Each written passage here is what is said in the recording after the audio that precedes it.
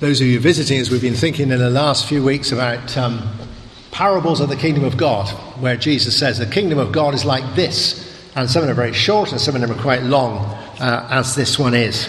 The story of all these workers in the vineyard, which I always thought was potentially sort of an industrial relations disaster, where you all turn up at various times of the day and all get paid the same at the end. Can you imagine it? But it is a great story. I'll just read it to you from Matthew 20 a minute. The kingdom of heaven is like this. Once there was a man who went out early in the morning to hire some men to work in his vineyard. He agreed to pay them the regular wage, a silver coin a day, and send them out to work in his vineyard. He went out again to the marketplace at 9 o'clock and saw some men standing there doing nothing. So he told them, "You also go and work in the vineyard, and I will pay you a fair wage." So they went. Then at 12 o'clock and again at 3 o'clock he did the same thing. It was nearly 5 o'clock when he went to the marketplace and saw some other men still standing there. "Why are you wasting the whole day here doing nothing?" he asked them. "No one hired us," they answered. "Well then, you also go and work in the vineyard," he told them.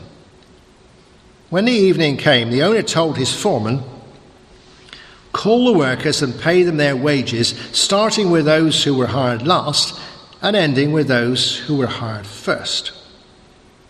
The men who had begun to work at 5 o'clock were paid a silver coin each. So when the men who were the first to be hired came to be paid, they thought they would get more. But they too were given a silver coin each. They took their money and started grumbling against the employer.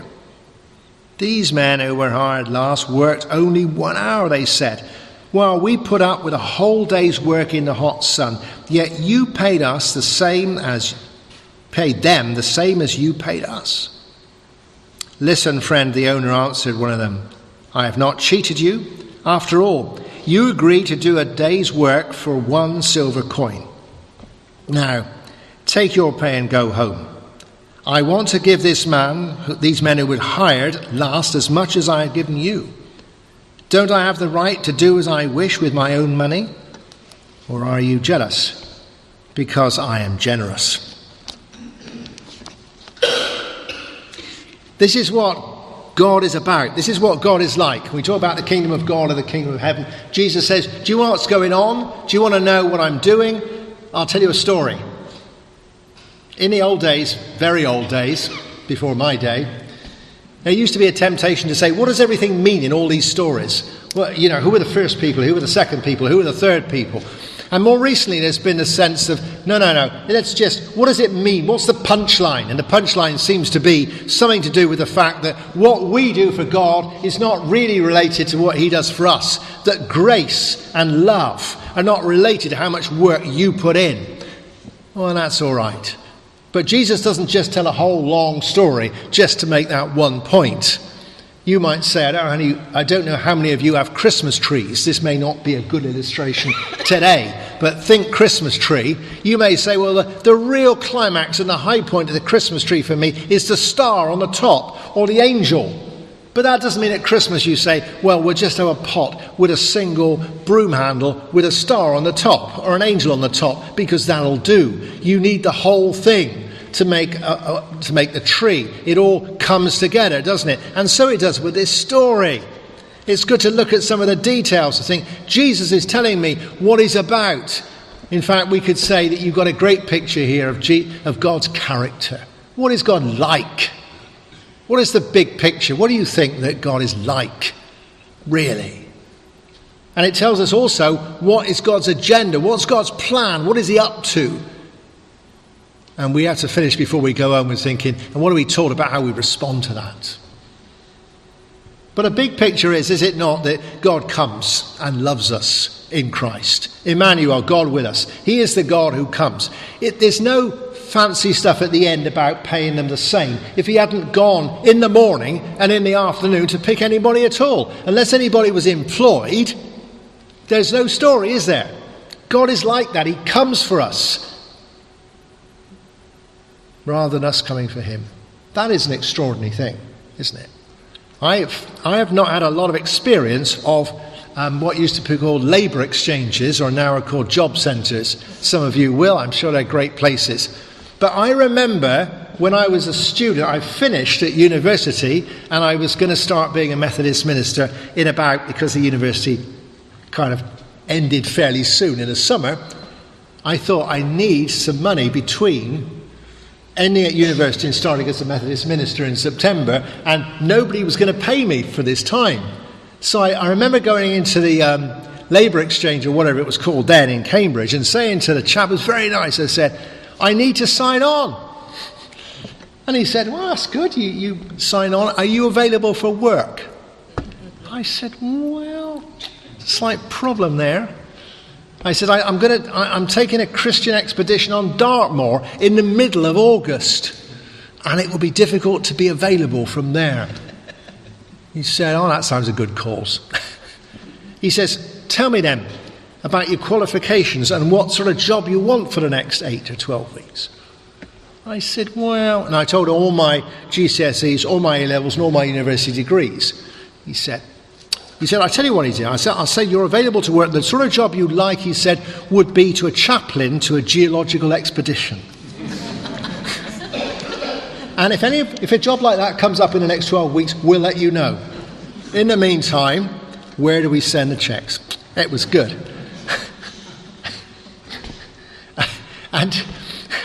But whatever it is, when you're dealing with people, however good they are, however helpful they are, however generous they are, however humorous they are, you go to them. He's not coming around to me and saying, do you want some money then? I gather you're going to be without employment for a bit. What can we do for you? He doesn't like that. You go, you ask. That is the story, the basic story of life. You go, you ask. How many of you said to somebody else in your family who hasn't got what they wanted, well, did you ask then? Well, no. Were you hoping that they'd guess? No. You've got to ask. You've got to go. But with God, it's not like that. The kingdom of heaven, the kingdom of God in Jesus, is that he comes for you. Wow. I think it's really... some of you will get used to that. You got used to that idea. But it should never be something you're used to. We've come this morning, but it is amazing that God has come. I was talking to some people about preparing for a wedding, and I said, we need some praise in this wedding. Do not assume that God will come to your wedding naturally. It's an amazing thing that he is the God who comes. And if he hadn't gone to that day and said, you, get out in the vineyard, if he hadn't chosen to do that, they'd have all been stuck in the heat of the sun doing nothing, and he could have been at home. What a great thing that the Lord has come for us this morning.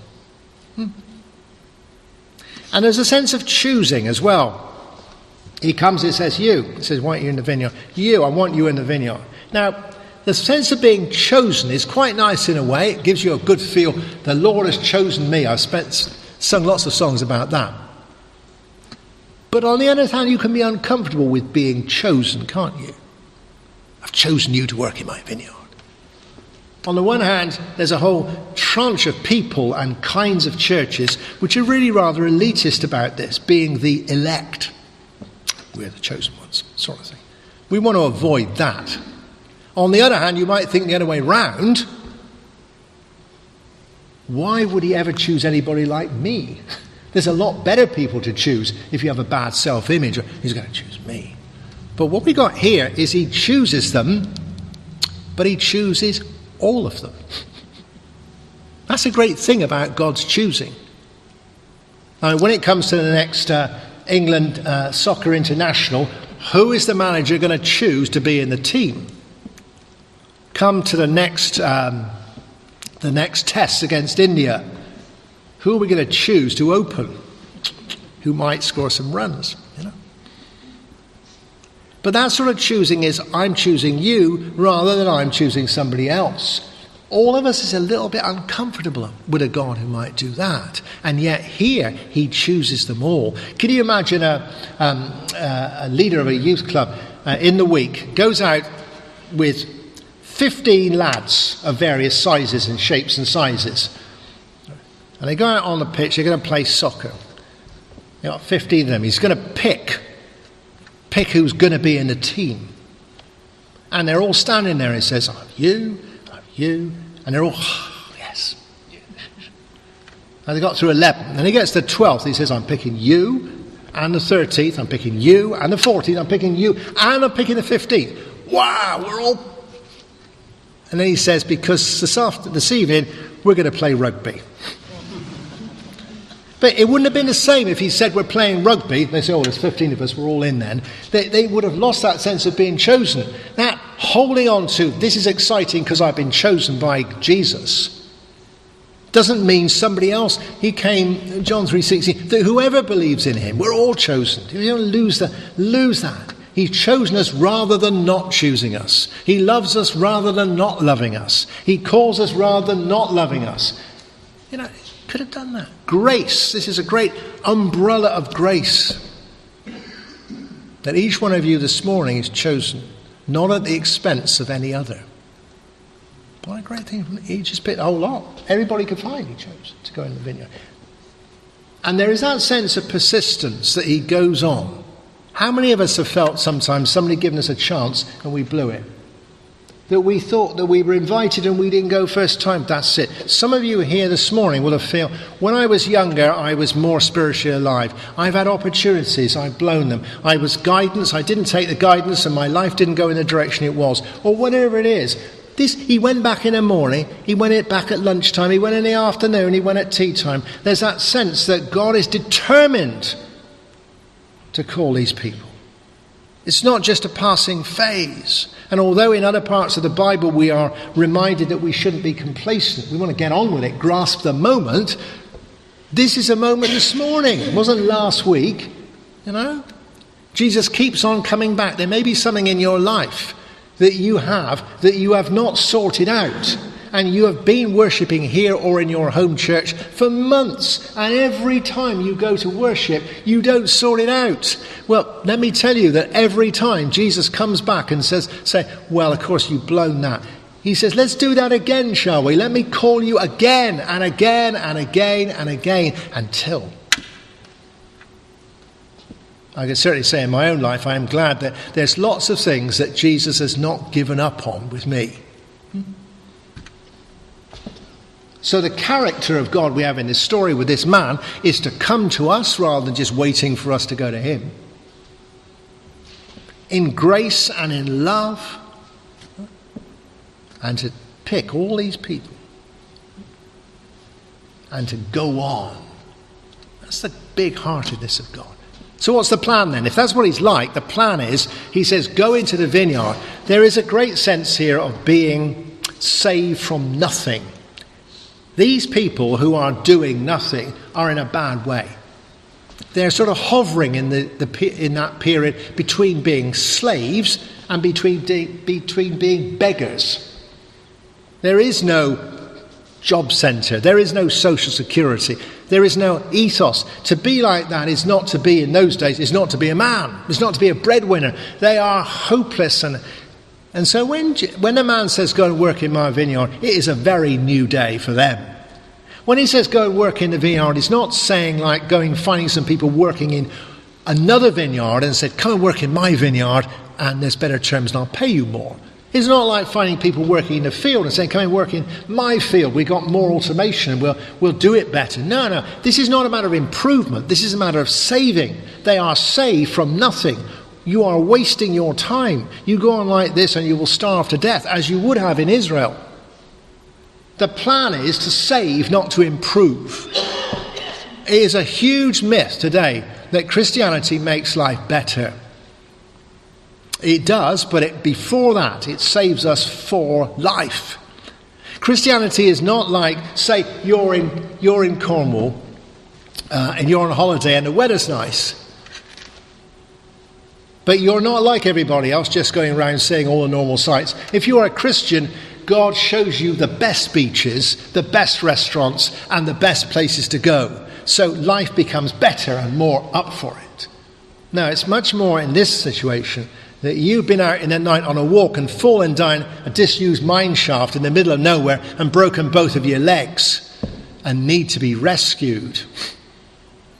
We are saved from, not just for. These people don't just go into the vineyard. They are brought from nothing. I personally, over many years in the past, have found had help from physical training instructors as to how to get fit. I could do with them at the moment. But it's good, isn't it? You've got a trainer, you've got somebody in the gym, they say, oh, you want to do this and this, and you get better and you get fitter and you think, wow, I am much improved. And I'm very proud of that.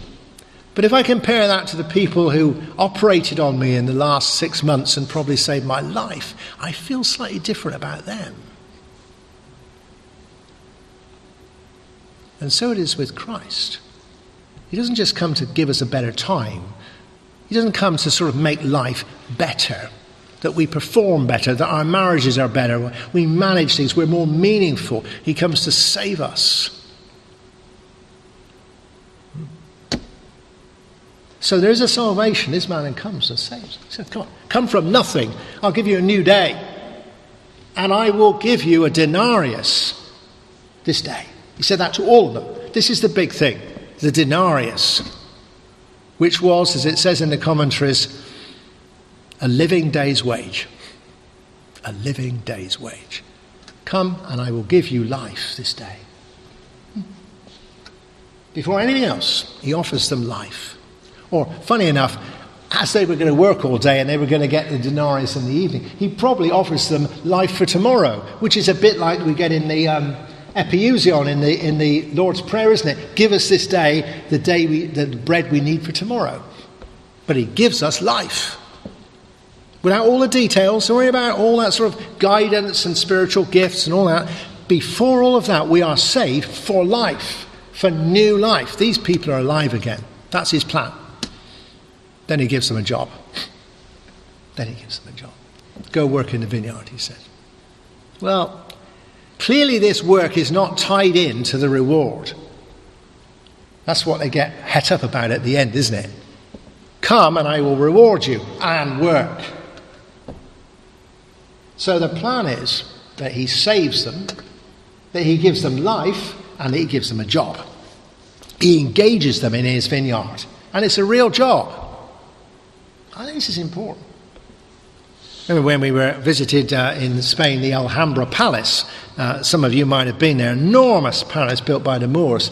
And it's an amazing place with all these water gardens in a very arid area and all these massive plants and flowers and buildings. It took years to build. It took thousands and thousands of slaves to build, and it then took hundreds and hundreds of slaves to maintain. And they all worked very hard so that the Sultan could go out there and look at his pond and feel happy.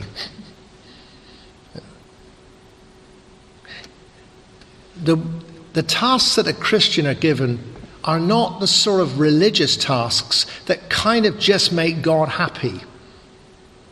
Go and work in my vineyard. Christian work is real work. It's not just sort of, that's what you do if you're going to be a Christian. Almost as though if it's sort of surreal. A lot of people out there think that. Things that we do is not real work at all. In fact, the charity commissioners now say that having a prayer meeting in a building does not justify the building's existence as a charity. All right? Because praying isn't anything really. And I've been sometimes prejudiced about what is work and what is not work. I used to think that real work was kind of steelworks and making cars and things, not people sitting in offices in front of flat screens, playing Vivaldi to people. But this is all work, isn't it, in the electronic world? It is all work. And so, as Christians, we are called to a real job. He says, come on. He doesn't say, come on, water my garden. He says, come on, work in my vineyard. That's a tough place to be, in a vineyard. Don't know how many of you have been in a vineyard, not taking a picture of it when you're on holiday, which looks nice. I've slept in a vineyard. It is not a nice place. All right? It's prickly, it's horrible, it's dusty, and but it is real work. And so Jesus calls us to real work, not religious work just. We might say, well, if we're helping maintain the building and climbing ladders, that's work. If you're singing, that's work, especially when you've got a high note like you had at the end of the last song. It's work, isn't it? But to pray is to work. After all, the Holy Spirit brings us power, and power is simply rate of working. Jesus says, my Father works, and I must always work. To pray is to work. To read the Bible is work. Not just when it's a difficult passage. It is an activity that we do. We work. It gives us a job. It's gainful employment. It's not notional. I think that's a big important. That's his plan. To save, to give life, and to draw into really meaningful activity that changes the world and is fruitful and produces a great, great harvest at the end. That's the plan. So how do I respond to that then? If he is a God who comes and has this plan for me, how do I respond to it? Well, I respond most of all by responding, I think. You could easily miss this. None of this story works if they don't go when he says go. They all went. In the morning, in the heat of the day, and in the evening. They didn't need to go. I think particularly of these people we all think are very lucky, the ones that went at the end. They could have thought, there's only an hour left in the day. We'll get nothing for that. It's hardly worth sweating walking over there. By the time we got over there, it'll all be over. It's not worth bothering. But they go, as well as all the others. It would be easy to miss that. If Jesus comes and says, in some part of your life, or in this week, or something you're doing this week, I've come to meet you here this morning about this. I'm here. It's my policy, because I love you. I come in grace. I come in generosity. What do you say? Do I say, I'm into this? He said, I've chosen you. Do you say, I don't want to be chosen? Or do you say, oh, thank you that you have chosen me? They all went. It's such a simple thing to miss. There's no work, there's no denarius, there's no new day, unless they go. So Jesus comes and he offers each one of us that, which is very basic. He says, here I am. I've come because I love you. I want to save you in this situation, give you new life and draw you into, I'll give you a new day. Do you want that? The big thing is to say yes. And then as they do, as they respond, then they are up for the denarius and the new life, aren't they? Nobody gets anything who doesn't go. And in fact, the reward of newness and of life in the situation is tied entirely to the fact that they went. We know it's not tied to how much work they did. In fact, you feel really that by the time they got through the gate of the vineyard, they were up for a denarius. So it is with us. It is the grace of Jesus that is the key thing. That we say yes to him first. Follow me, he said, and I will make... Yeah, that's the job, but follow me. So where is the job? And that just finished by saying, so where does that leave us with the job? This real job. All the stuff that we get tied in and day out. As committed Christians, if you are a committed Christian, trying to serve Jesus, where does that fit in then? Why don't we just sit around and... No. We know from the story that we don't earn God's grace. We are given it. We know that. But we are given it when we respond. But the job in the vineyard is really...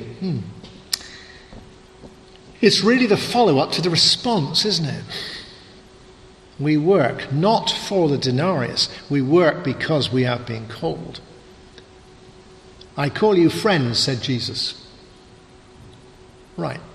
If you are my friends, you will do what I tell you. He doesn't say, if you do what I tell you, then I'll make you my friend. Come. In grace and in love. Work in a vineyard. To work in Jesus' name is not to earn his goodness. We know that from the story. But the story also tells us that it's important that we do work. Because it is a response to what Jesus has done for us. Oh, what else could I do than work in the vineyard? Tough as that is sometimes. To authentically feel, Lord, thank you for saving me. Now I will do this. I will respond to you.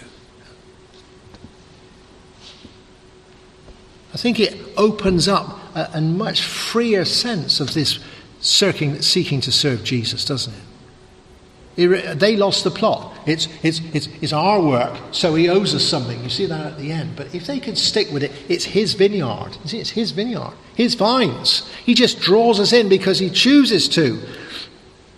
And he pays us. Wow. It's all grace. And the fact that he's picked all these other people to work with us, I'm not sure I like working with all these people. How do we know they all got on in the vineyard? One of the problems with being chosen is that God chooses lots of other people who you wouldn't have chosen to work with.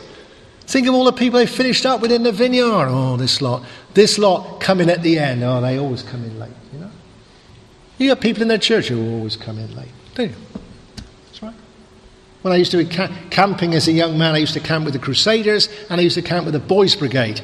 Big camps. But when I went with the Boys Brigade, we went with the Boys Brigade company and we all slept in the same tents. There were hundreds of boys, but we were all in the tents with the people we knew all the year. When I went to Crusaders, it was a national thing, and they came from all over the country. And the first thing you realise is you had to get used to all these odd bods who you'd got in your tent, who you'd never seen before.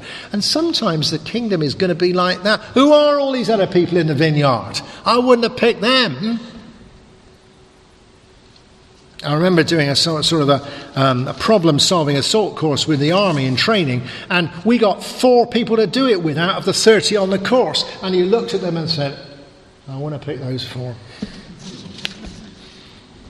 So you could say about us this morning, because we are chosen, but because it's not your job, it's his job, because he's appointed you and given you life out of grace and love. Stop whinging about the people you've got to work with. We're all chosen, we're all putting this together. Loosen up a bit. Well, they haven't been paid, they haven't done enough, they haven't done enough. It just transforms it. And it stops you wondering, when is this going to end? Do you notice that although some of them started late, none of them finished early? Nobody started early and went up at lunchtime and got paid. How long does it take? Well, it takes as long as it takes. How long is God going to engage with us and love us? As long as necessary, to the end of the day. So I would encourage you this morning, as you come to communion, and say, well, as we always do about communion, the communion is here first. Jesus comes to us. I want to eat with you. He says, you are welcome. That's how God is, in grace and in love and enthusiasm. Jesus has come for each one of you this morning and chosen you as an individual, as well as choosing everybody else as an individual. He says, come. And I want to save you from this and this, perhaps an anxiety you have, perhaps a sin, perhaps a weakness, an illness, perhaps a big difficult question in your life, perhaps even something small like, what are we going to do tomorrow? I don't know. I've come to save the situation and to give you life and to draw you in to the work of my kingdom and to bless you. And say, Lord, I'm into that. I want to respond to that. I need your life. And in a very loose way, I am delighted to get involved in what you want to get involved in. To do the sort of vine thing. To be fruitful. And to know that you will give me life today and tomorrow and tomorrow. And that I am on the receiving